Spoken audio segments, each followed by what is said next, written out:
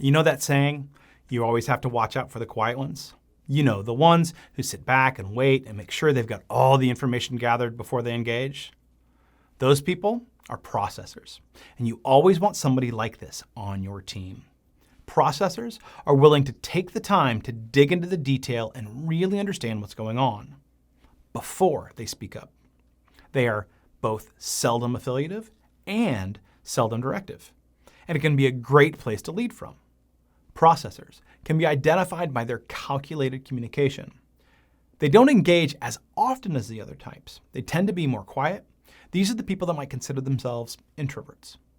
In meetings, processors are the people that might not engage, but when they do, they've got all of the detail.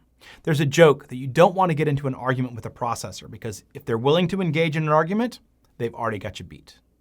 They tend to avoid touch, and they don't make eye contact as readily. At a party, you'll either not find them there, or if they are there, they're engaging in a deep conversation or trying to figure out why the stereo is broken.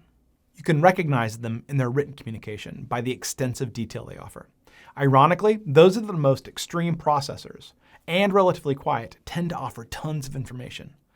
I had an advisor during my graduate studies who was a clear processor. His emails were crazy long, but his argument was, you can't say I didn't tell you.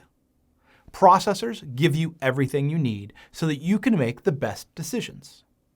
That's why they're great to have on a team. They're great with detailed analysis and understanding. You can assign them to poke holes in processes and troubleshoot problems, and they will gladly tackle all the tiny details.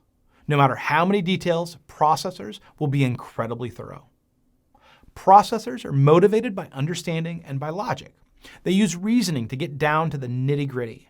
They want to deeply understand so that they're generally respected for their competence and their knowledge. Of course, processors have some challenges. As perfectionists, they can get stuck or slowed down by their need for perfection. They can find it difficult to move forward if things aren't exactly like they need them to be. They can also sometimes stay quiet when the team needs information because they don't want to present partial information. When processors do engage, they can come across as pedantic and condescending. I can't believe you don't know this kind of thing. So processors would do well to practice how they communicate their findings and get comfortable with saying, I don't have all the information yet, but here's what I do know. Processors are skilled experts and offer lead from behind approach.